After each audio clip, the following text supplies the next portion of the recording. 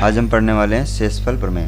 तो यहाँ पे शेषफल प्रमेय में किस टाइप से क्वेश्चन पूछे जाते हैं पहले ये देखते हैं। जैसे एक ऐसे क्वेश्चन आते हैं, जैसे कोई भी संख्या दी होगी और बहुत सारी संख्या दी होंगी, वो बटे में जैसे मान लो 37 से डिवाइड करना है आपको, तो इसमें पूछ देगा कि जो है शेषफल बताओ कितना बचेगा। ठीक है, कुछ संख्या ऐसी दी होंगी जैसे 13 की पावर 169 बटे 15, इस टाइप से इसमें बताना है कि रिमाइंडर कितना बचेगा, शेषफल कितना बचेगा। ठीक है, तो और ऐसे ही बहुत सारी संख्याएं होती हैं, काफ़ी सवाल होते हैं इससे जो परीक्षा में पूछे जाते हैं। तो आज हम जानेंगे कि शेषफल किस टाइप से, कि कौन कौन से तरीके से हम निकाल सकते हैं। शुरू करते हैं। जैसे मान लो यहाँ पे आगे बढ़ने से पहले हम ये जान लेते हैं कि शेषफल एक्चुअली होता क्या है। तो जैसे हम 25 को जब 7 से भाग करेंगे तो यहाँ पे सिंपल वे में हम क्या करते हैं कि जैसे 7 को 25 से भाग कर दिया तो कितना बचा, 7 या 21 4, तो क्या हो जाएगा, सीधे सीधे रिमाइंडर कितना हो जाएगा, 4 हो जाएगा। लेकिन जो शेषफल होता है वो दो टाइप का होता है, एक होता है पॉजिटिव और एक होता है निगेटिव। तो पॉजिटिव वाले में सीधे जो शेषफल बचता है, जो हमारे तरीके से शेषफल बचता है, वही सीधे उसको वही पॉजिटिव वाला होता है। जैसे 7 या 21 कितना बचा, 4, तो यही पॉजिटिव से रिमाइंडर हो जाएगा। निगेटिव रिमाइंडर में क्या होता है कि एक स्टेप आगे जाता है। जैसे 7 है और 7 या 21 और 7 चक्कू 28, जब 28 में पढ़ोगे तो 28 से घटाना पड़ेगा, फिर कितना बचा, 3, तो यानी कि -3 रिमाइंडर जो है वो भी है और 4 रिमाइंडर वो भी है। तो एक होता है पॉजिटिव, एक होता है निगेटिव। जैसे अगर हम 13 को 7 से भाग करें तो कितना शेषफल आएगा। ठीक है, तो ऐसे सीधे जब वो करेंगे तो दो टाइप के होते हैं, पॉजिटिव निगेटिव। पॉजिटिव में कितना आएगा, 7 × 7 सीधे 6 आ जाएगा। लेकिन निगेटिव में एक स्टेप आगे लेते हैं, 7 दूनी 14, यानी कि यहाँ पे कितना होगा, 14 में से 13 घटाओगे फिर -1।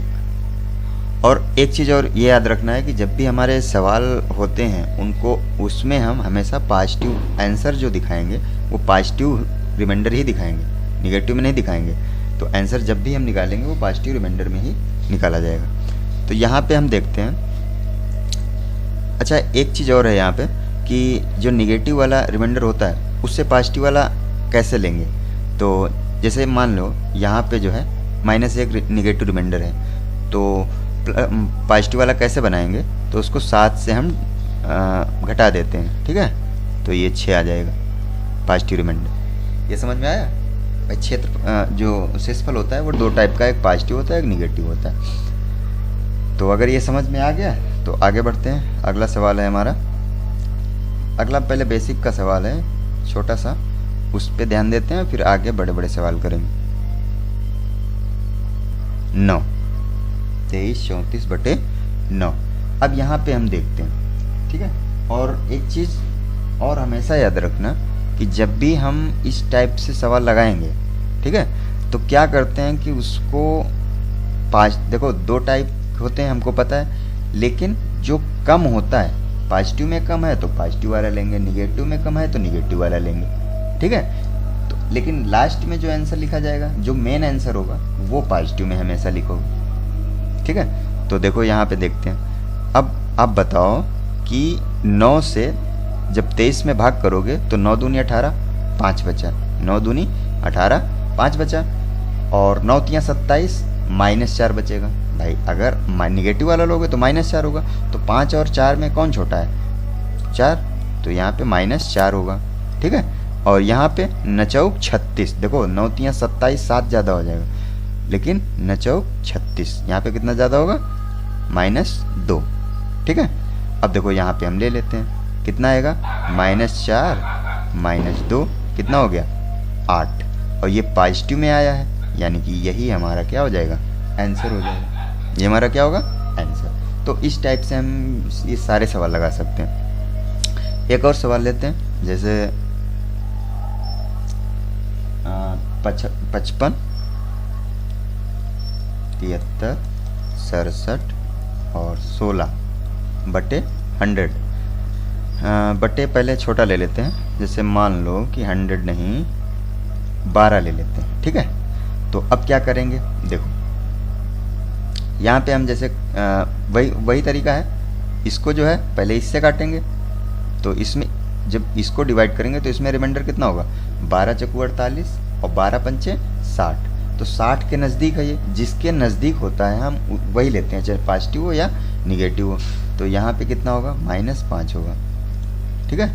और 73 में 12 छंग 72, एक पॉजिटिव वाला, और 12 पंचे 60, 12 छंग 72, 72 के नज़दीक है -5, ये 12 एकम 12 गुणे 4।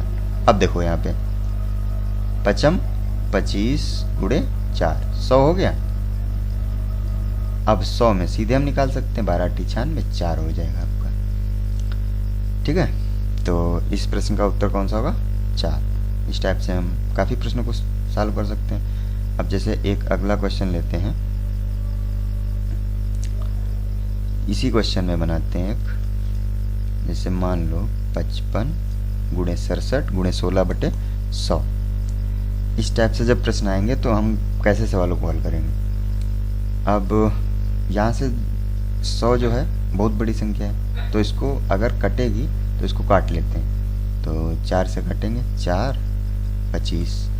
लेकिन एक चीज़ हमेशा याद रखना कि अगर जहाँ पे आप काट रहे तो जो लास्ट में आंसर लिखोगे, लास्ट में जो आंसर लिखोगे वहाँ पर जितने संख्या से डिवाइड कर रहे हो उतनी संख्या से बाद में शेषफल जो निकालोगे उसमें मल्टीप्लाई करनी होगी। ये हमेशा याद रखना, तभी काटना, ठीक है।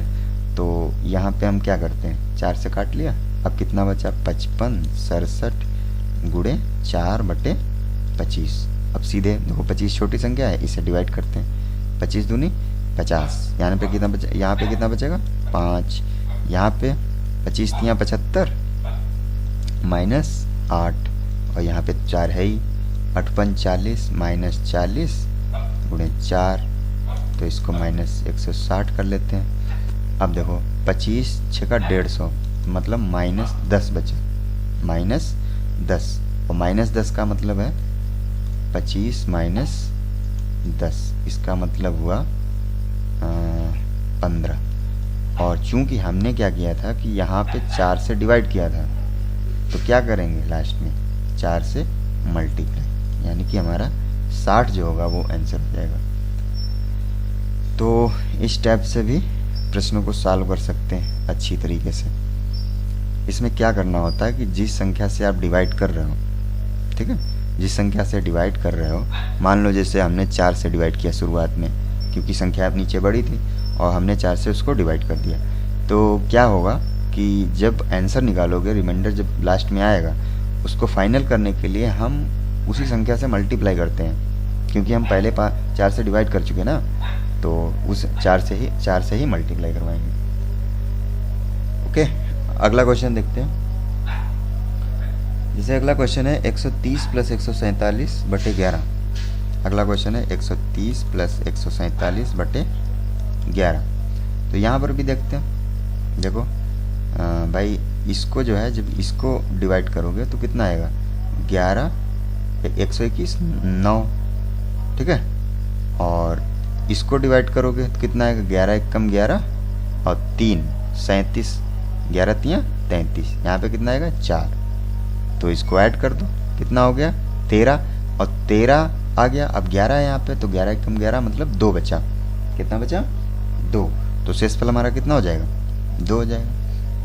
अब देखो एक चीज़ और, यहाँ पर हमने 9 लिया, मतलब 9 लिया है पॉजिटिव वाला, अगर निगेटिव वाला लेते हैं तो और नज़दीक हो जाता, और नज़दीक हो जाता तो -2 होता, और -2 सीधे हम यहाँ पे कर देते, तब ये हमारा 13 नहीं आता, सीधे 2 आंसर आ जाता। तो हम वो वाला लेते हैं जिसके नज़दीक ज़्यादा होता है। जैसे भाई यहाँ पे पॉजिटिव वाला देखो काफ़ी है, और ये निगेटिव वाला नज़दीक था, तो निगेटिव वाला लेते तो हमको ये पोर्शन नहीं करना पड़ता, सीधे हमारा आंसर आ जाता। और अगला सवाल देखते हैं।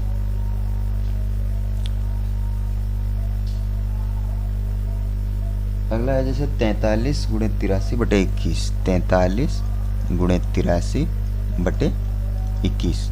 इसको कैसे करते हैं, सीधे 21 दूनी 42, अब 42 एक बचा यहाँ पे, और 21 चक्कू 84 -1 बचा, 21 चक्कू 84 -1 बचा।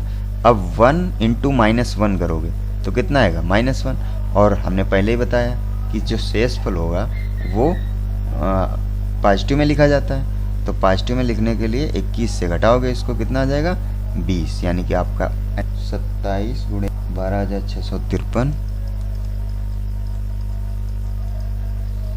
79 18 7 69 18 7 69, ठीक है। और इसको जो है 5 से भाग किया जाएगा। कह रहा है सवाल कि इसको 5 से भाग कर दो तो शेषफल कितना बचेगा, ठीक है।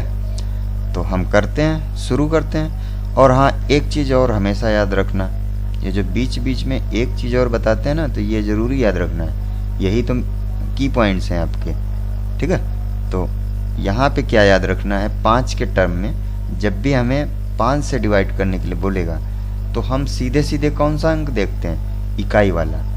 सीधे केवल हमको इकाई वाला देखना होता है। इकाई वाला देखो, यहाँ पे 7 है तो कितना बचेगा 2, सीधे सीधे। 5 अगर है तो सीधे सीधे आपको क्या करना है, इकाई वाला अंक देखना है, ठीक है। तो 2 बचेगा। यहाँ पे 4 है, अब देखो यहाँ पे पॉजिटिव लोगे तो 4 होगा, ठीक है, और निगेटिव लोगे तो -1 होगा। तो कौन सा लेना है, माइनस वाला, क्योंकि यही तो कम है और कम ही तो हमको बनाने होते हैं। इसमें देखो यहाँ पे कितना होगा, निगेटिव वाला -2 और पॉजिटिव वाला 3। ऐसे ही यहाँ पे 9 है तो यहाँ पे कितना होगा -1, यहाँ पे 9 है -1। सीधे आंसर, 2 1 कम 2, 2 दूनी 4 और 4 1 कम 4, 4 आया और डबल डबल है तो यानी कि प्लस के 4 होंगे। तो हमारा आंसर कितना आया, 4। सीधे आंसर आ गया हमारा। अब थोड़ी पावर वाले सवाल लेते हैं, घात वाले, ठीक है। आज घात वाले सवाल ऐसे पढ़ते हैं, बाकी कल जो है फर्मेट और विल्सन की जो थ्योरम है वो बताने वाले हैं कल। आज एक जैसे ये सवाल है आपका, ठीक है। इस सवाल को हम कैसे करेंगे, इसमें भी वही तरीका है भाई। 13 है यहाँ पे, ठीक है, और 13 को 14 से जब डिवाइड करोगे तो देखो 2 शेषफल होंगे, एक होगा -1, एक होगा 13। और आपको पता है कि कौन सा लेना है, -1 वाला। तो -1 की पावर 169। अब 1 की पावर 169 है तो यहाँ पे क्या होगा, माइनस में आती है, और सम है तो प्लस में आती है। तो यहाँ पे भी सम है तो यानी कि ये इसकी वैल्यू कितनी हो जाएगी, -1। अब -1/14 यानी कि उत्तर हमको कायम लिखना होता है प्लस में। तो 14 - 1 13, यानी कि आपका जो आंसर 27 की पावर 258/26। तो यहाँ पे क्या होगा, यहाँ पर भी वैसे डिवाइड हम करेंगे, 27 को 26 से डिवाइड करेंगे और यहाँ पे कितना होगा, इसका 1 होगा पॉजिटिव का और निगेटिव का तो ज़्यादा हो जाएगा।